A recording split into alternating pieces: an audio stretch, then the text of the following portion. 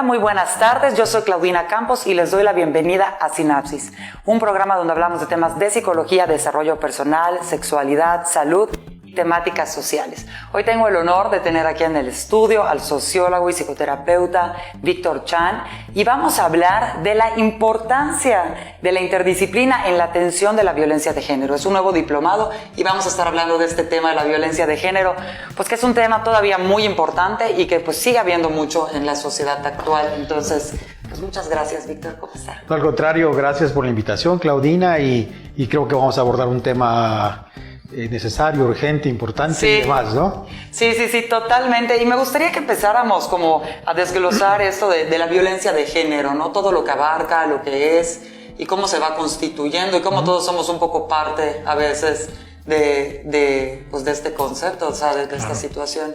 Mira, la Organización Mundial de la Salud tiene una definición muy precisa, que no la voy a decir literalmente, pero enfatiza, y creo que las demás definiciones también, todo comportamiento dañino, violento, que afecta a una persona por cuestión de género. Es así como, o sea, toda la conducta que alguien provoca y le da y le hace a otra persona por cuestión de género, es violencia. Mayoritariamente, cuando hablamos de género, mayoritariamente nos enfocamos a la violencia a las mujeres, ¿no? A las mujeres. Y Sin embargo, niños también. a los niños, a las niñas, a las mujeres. Pero la política pública se ha encaminado mayoritariamente a atender este tema de la mujer, ¿no? Y ha hecho toda una estructura y toda una atención, aunque también debemos decir que aunque son los menos, también los hombres, hay hombres que han sufrido violencia, ¿no? Entonces, pero mayoritariamente... O sea, claro, no podemos decir que solo los hombres ejercen violencia a la mujer, pero en proporción... Sí, claro. O sea, y en estadísticas, el hombre es el que ejerce mayoritariamente la violencia hacia la mujer. ¿Por qué se da esta cuestión de géneros? Mira, creo, si partimos de este tema de las mujeres, ¿no? Creo que hay una respuesta histórica. Los hombres, si hacemos un análisis así como muy lejanos, vamos a encontrar que el hombre siempre ha usado la fuerza, ¿no? Y aunque no es una justificación, solamente es una explicación de por qué los hombres mayoritariamente usan la violencia. Entonces, históricamente ahí está. También por un tema de poder. O sea, el hombre ha aprendido y ha creído que siempre tiene que imponerse y siempre tiene que usar su poder económico, físico, de cualquier naturaleza para someter a una mujer, en el caso que estamos hablando, o que me estoy refiriendo ahorita, ¿no? Entonces, esto ha hecho que el hombre use diversas formas de agredir, como la violencia sexual, como la violencia psicológica, como la violencia emocional, como la violencia física. Incluso ha aparecido en los últimos años nuevas formas de violencia, como la violencia doméstica, la violencia económica. Claro. ¿No? Que al menos aquí en Mérida he encontrado muchas mujeres que sufren violencia por la parte económica, ¿no? O sea, la pareja, el marido, la persona con la que vive, pues amenaza, chantajea, decir que bueno, si tú no me soportas, si tú no quieres más conmigo, pues entonces está bien, te vas, pero ese dinero que tú recibías ya no lo vas a recibir, ¿no? Y esto también creo que es una forma de violentar, en este caso, a las mujeres. Y es algo que también, o sea, pregunta, y su opinión, ¿es algo que cree que es consciente? ¿Es algo que hasta muchas veces nosotras también como mujeres tenemos un pensamiento también de ese tipo, como que los hombres tienen más permisos para algunas cosas o está socialmente aceptada ciertas circunstancias, o no lo vemos tan mal, como normalizamos ciertas conductas, ¿no? ¿Cree que es algo que es inconsciente, es algo social, es algo, o sea, yo sé que es interdisciplinario, o sea, que es como que el origen no es único, o sea, tiene como pues, consecuencia de muchos factores, ¿no? Pero, ¿cuál cree usted que sea la mayor causa del problema? Mira, yo creo que muchos hombres no se dan cuenta. Creo que han normalizado tanto que así es la convivencia entre hombres y mujeres, que ni siquiera se dan cuenta. Y eso es preocupante, ¿no? Porque que una persona, en este caso hombre, no se dé cuenta que está dañando, está lastimando, incluso destruyendo a otra persona, en este caso una mujer, pues es grave, ¿no? Porque quiere decir que nunca entenderás, comprenderás y aceptarás que estás lastimando. Creo que hay un sector de varones que lo hacen, violentan, agreden, y en un momento de reflexión se dan cuenta de lo que han hecho. Okay. Me parece que hay un sector también de población. Pero normalmente se dan cuenta cuando cometieron como algo muy grave o... No, yo creo que hasta con ofensas y palabras. Yo he conocido y he atendido hombres que ya después del enojo se dan cuenta que gritaron a sus hijos, golpearon a sus hijos, ofendieron a su mujer. Creo que sí hay hombres, un sector que se da cuenta. Claro. Y hay otro sector de hombres que lo hace porque en algún momento de su vida también fueron violentados, ¿no? Y aunque no es una regla, pero sí hay otro sector de hombres que cometen los abusos y las violencias porque así lo vieron, porque vieron que papá golpeó a mamá ahí se mantuvo, entonces entendió que los hombres golpean a las mujeres y las mujeres se quedan, ¿no? Otros que fueron ellos mismos golpeados por sus padres, varones en particular, y aprendieron que un hombre, pues para que sea educado en esa mala idea de que es una forma de educación, pues también recibieron la violencia y ellos la repiten. Y otros que también, me parece que hay un sector también de hombres que fueron golpeados y le dijeron pues que te amo, por eso te golpeo. Entonces aprendieron que amor también significa violentar, ¿no? Sí, entonces, no es que sea una condicionante, pero muchas veces repetimos patrones. Sí, claro. Y porque no nos trabajamos, porque no tomamos esa conciencia de que no está bien o del daño que nos hicieron y el daño que hacemos hacia los demás. ¿Por qué es importante todavía hablar de ese tema? Porque yo siento que ahorita ya se escucha mucho violencia de género y a veces hasta la gente ya, si es que todo es violencia contra, o sea, ya está la contrapostura que ya exageran, ¿no? ¿Qué dicen las estadísticas? ¿Qué está pasando, no? Porque a veces como que damos nuestra opinión, pero no estamos viendo toda la realidad, ¿no? Y cuando se ve la realidad y se ven los números y se ve lo que está pasando, el impacto social, pues hay un tema ahí todavía muy importante que atacar, ¿no? O sea, que... Mira, si no respondo a tu pregunta, me la regresas. Okay. Ahora que te estoy escuchando, Sí. me vino Está bien. algo que quiero decir. Y si no respondo a tu pregunta, por favor, dime. Creo que mucho de lo que se hace con la violencia de género va encaminado a la mujer y muy poco, para no decir nada, se ha atendido a los hombres.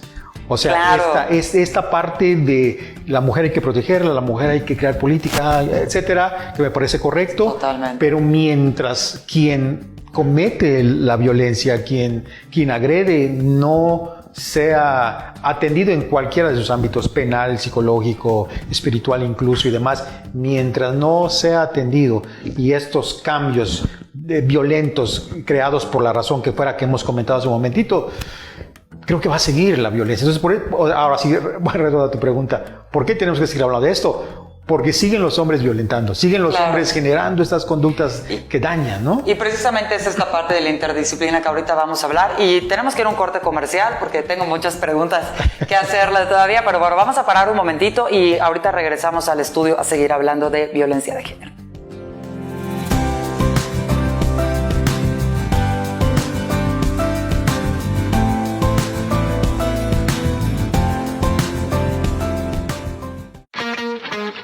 Teleplay, la señal de entretenimiento, cultura, espectáculos, noticias y más.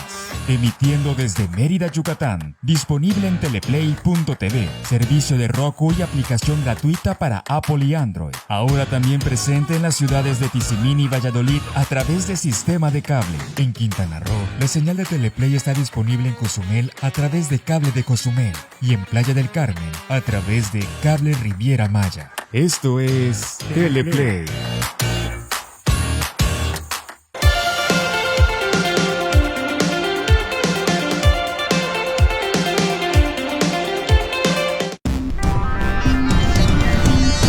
Mantente informado de los sucesos más relevantes de la península de Yucatán. De lunes a viernes en punto de las 2:30 de la tarde y repetición a las 6 de la tarde a través de nuestra app y redes sociales. Solo por Teleplay.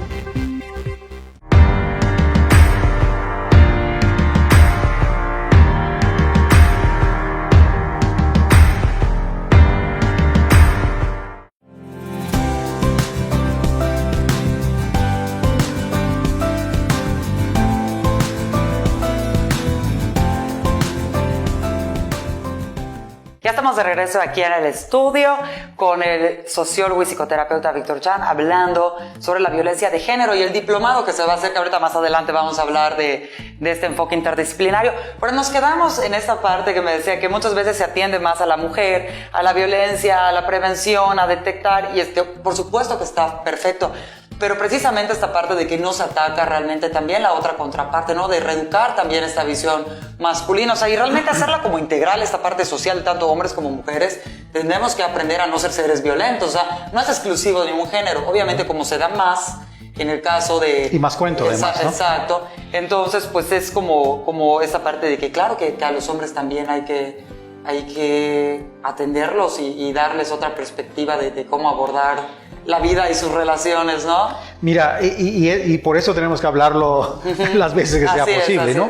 Y en esta parte de los hombres, de verdad creo que tenemos un reto muy grande. Creo que habemos hombres que cada día estamos tratando, ¿no? de reeducarnos, pero hay un sector de hombres que no, y entonces estos se siguen reproduciendo. Y hay un dato, creo que los datos evidencian que tenemos un problema serio que resolver los hombres, ¿no? Históricamente creo. Hay un dato que dice que un agresor sexual puede tener entre 50 y 60 víctimas.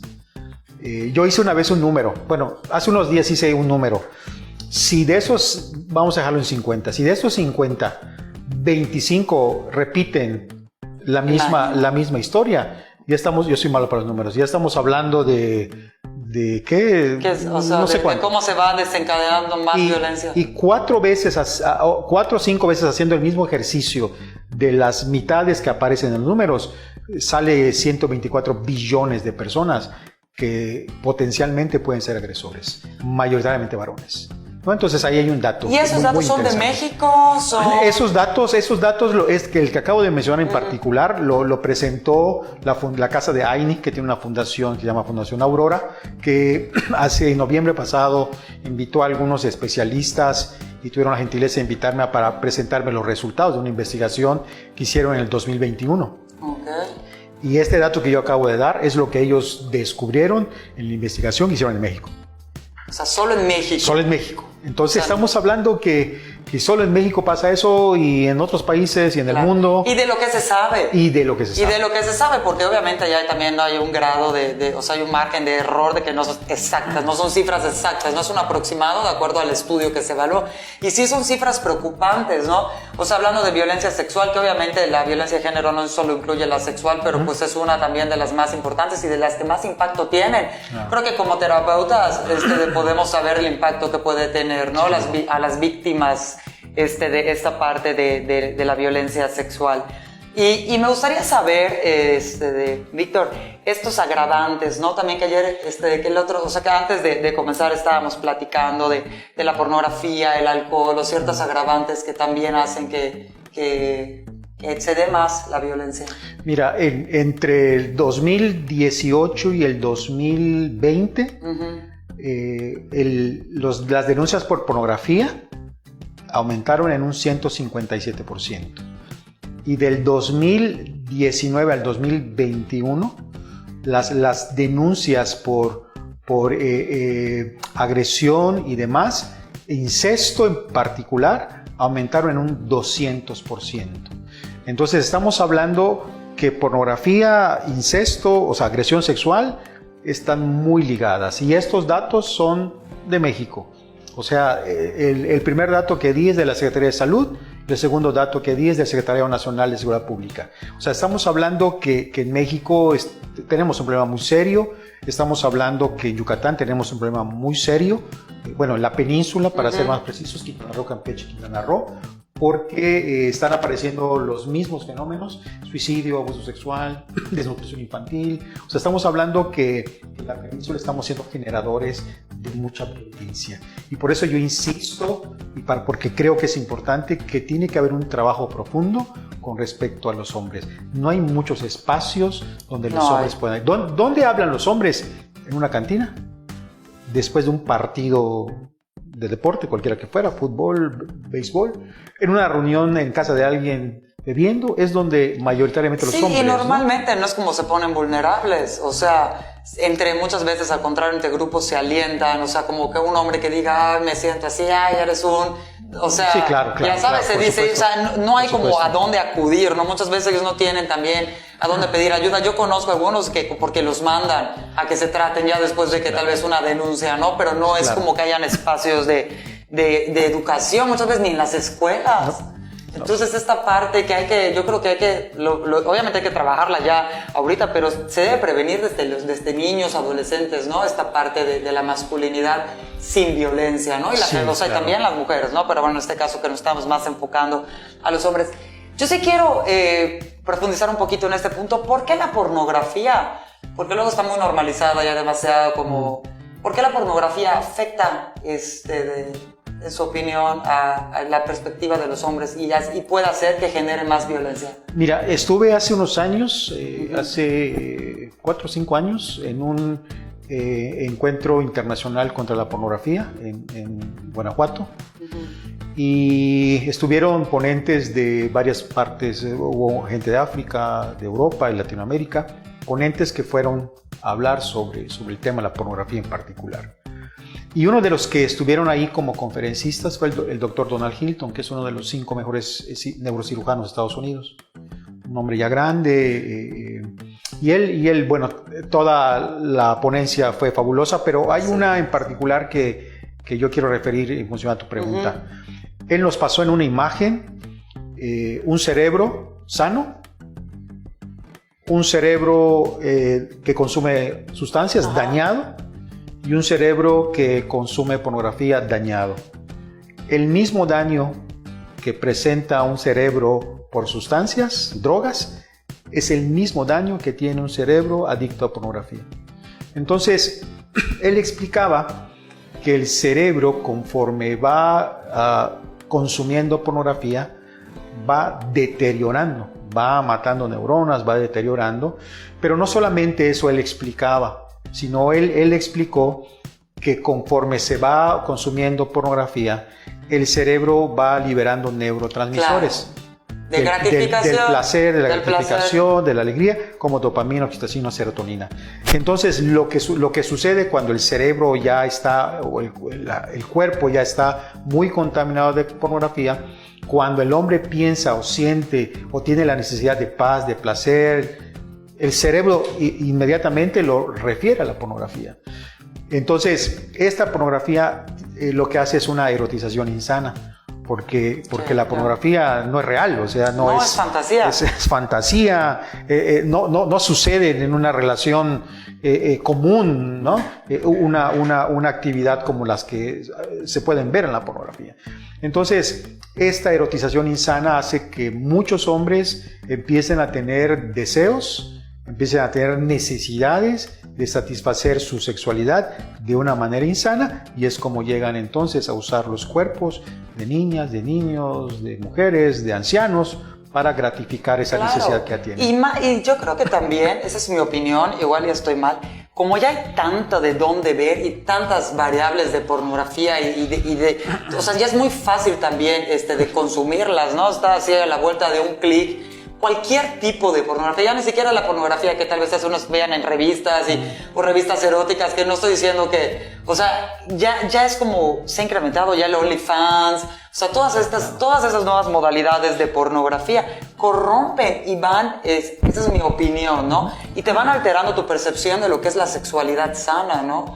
Sí, y además, Klaus, se ha normalizado. Sí. Antes, bueno, yo recuerdo cuando era adolescente, ver una revista pornográfica era secreto, ¿no? Así como que no, algunos nada más.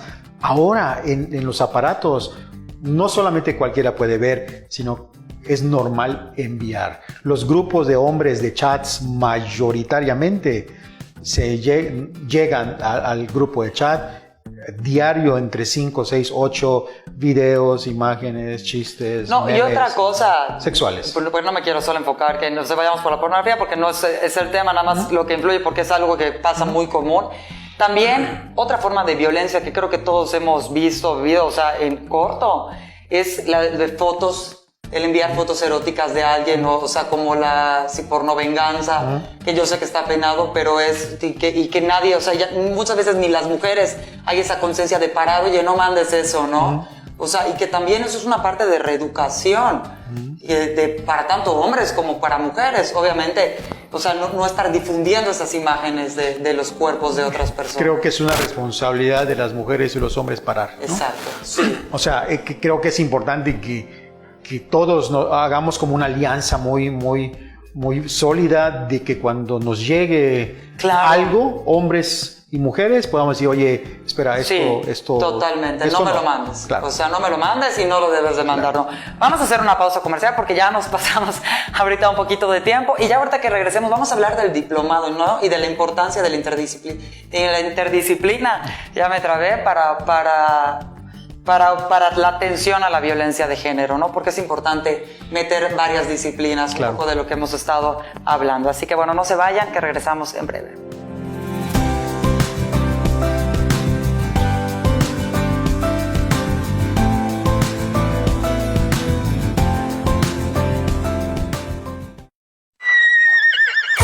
El Potro Cisneros nos presenta lo mejor de la música grupera en un programa que ha hecho historia. Gruperísimo por Teleplay. Viejos amigos en una nueva señal.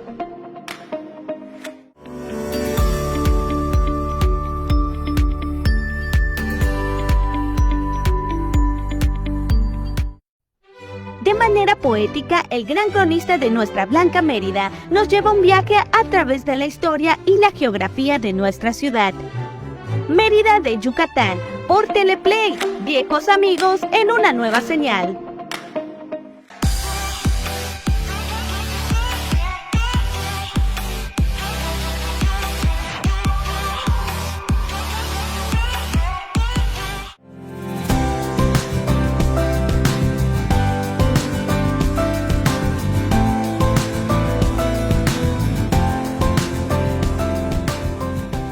Bueno, ya estamos de regreso aquí a Sinapsis con Víctor Chan, él es sociólogo y psicoterapeuta. Estamos hablando de la importancia de la interdisciplina para la atención a la violencia de género y nos vas a hablar ahorita del diplomado que se va a hacer, obviamente, en torno a la importancia de la interdisciplina, ya lo dije. Muy bien, háblanos de este diplomado, qué va a ser, qué va a incluir, porque la verdad está muy interesante. Mira, ante la urgencia de lo que estamos hablando, ¿no? Que hemos dicho hace momentos atrás, y nos dimos a la tarea de construir una propuesta académica que pudiera traer elementos nuevos, que pudiera verse no solamente desde lo penal ni de lo psicológico, que es como usualmente se aborda el tema, sino que entren disciplinas diversas que puedan también explicar y que puedan dar propuestas a la intervención, y ya sea de la prevención o de la atención a las víctimas de violencia de género, ¿no? Entonces, platicando con el presidente de la Comisión de Derechos Humanos, el maestro Miguel Sabido, hablábamos de algo tenemos que hacer, ¿no?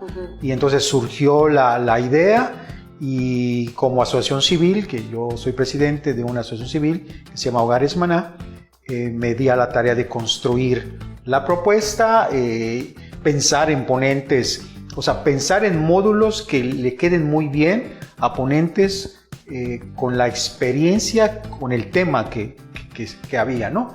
Y entonces empecé a invitar amigos y amablemente la doctora Yolanda Armendáriz, que es una de las principales suicidólogas, ella es doctora psiquiatra del país, aceptó a venir y dar un módulo sobre cómo el suicidio es una realidad en víctimas de violencia de género, ¿no? Entonces ella hará, toda una explicación del tema.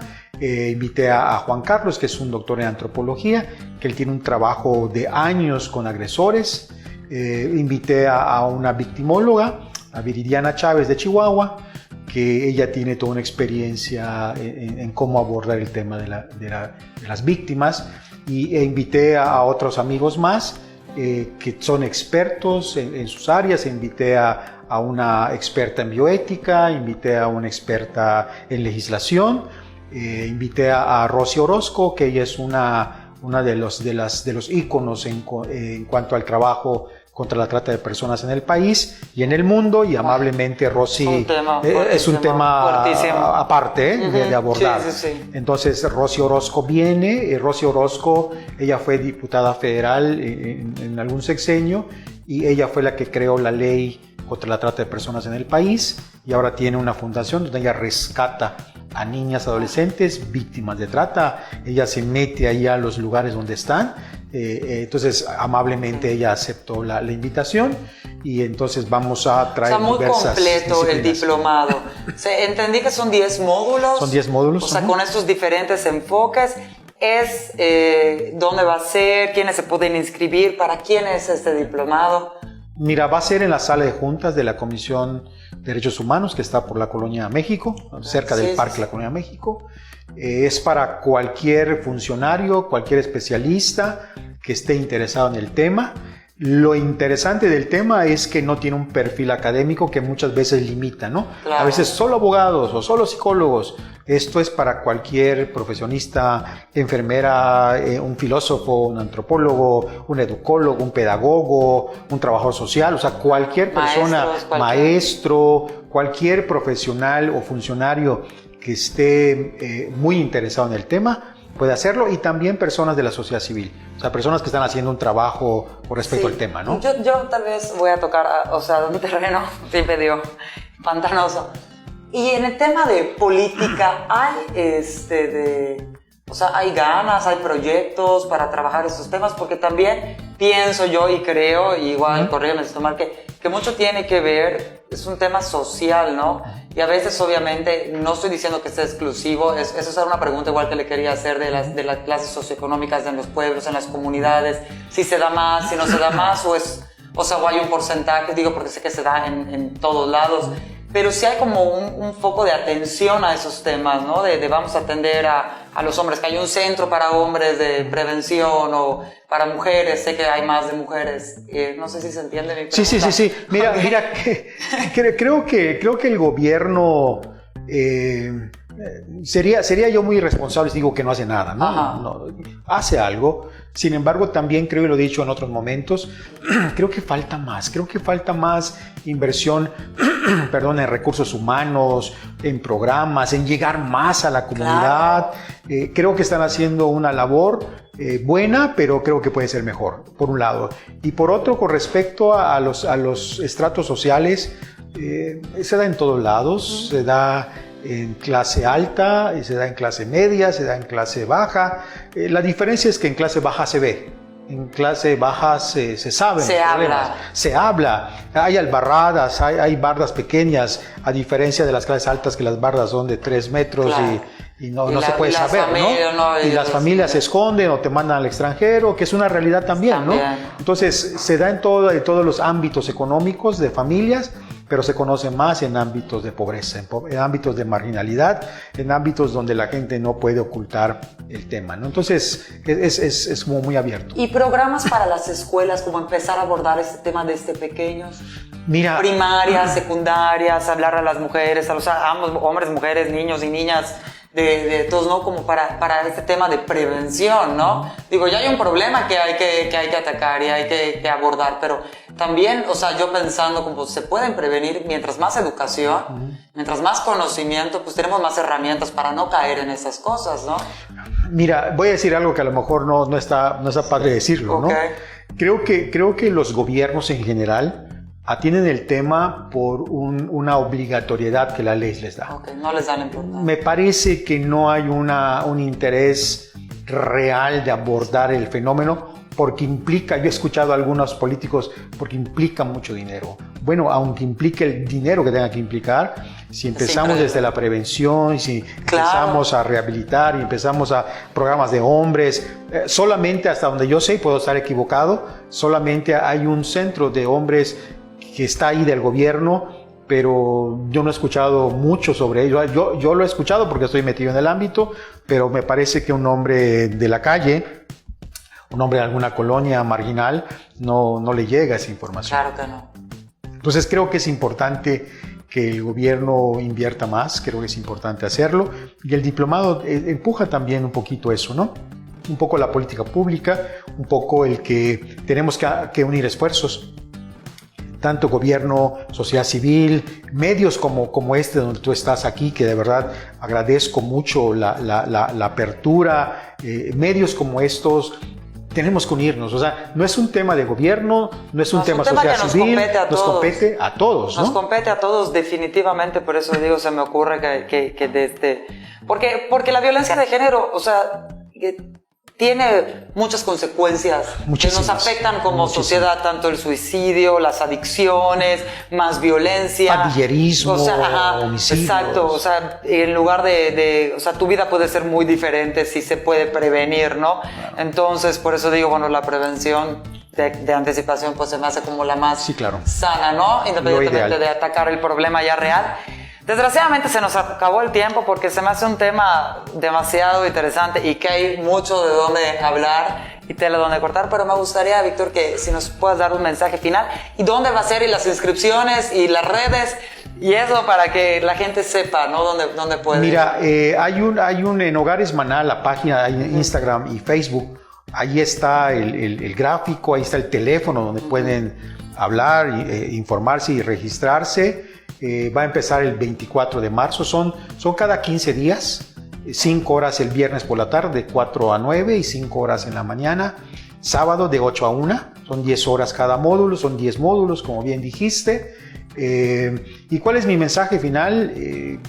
Si esta alternativa académica va a ampliar tu conocimiento o tu interés, eres un candidato o una candidata para asistir al diplomado. Creo que tenemos que prepararnos más, creo que el tema merita que sepamos más, sí. Entonces tenemos que hablar del tema siempre y yo creo que vale la pena hacer la inversión para escuchar a gente tan profesional como algunos que mencioné. Se escucha interesantísimo. Allá, ¿no? Y yo creo que todos, si hemos sido bendecidos de nunca haber vivido una situación así, tan impactante, tan fuerte, hemos sabido, escuchado de alguien cercano, ¿no? Que ha pasado por una situación así. Y entonces a todos nos llega de algún lado. Entonces sí es importante generar esta conciencia social y de saber más del tema y de atrevernos a hablar del tema y no esconder muchas veces por pena, vergüenza, situaciones que impactan a las personas de manera negativa y que pueden hacer mucho daño. Entonces se me hace súper importante que se hable de esos temas, que la gente se prepare. Están sumamente invitados, ojalá que puedan asistir al diplomado. Yo espero que se vuelva a abrir y me encantaría tomarlo. Y bueno, pues hemos llegado al final del programa. Gracias. Víctor, muchísimas gracias por su tiempo, por compartirnos sus conocimientos. Y bueno, pues me despido. Soy Claudina Campos y nos volvemos a encontrar la próxima semana. Bye.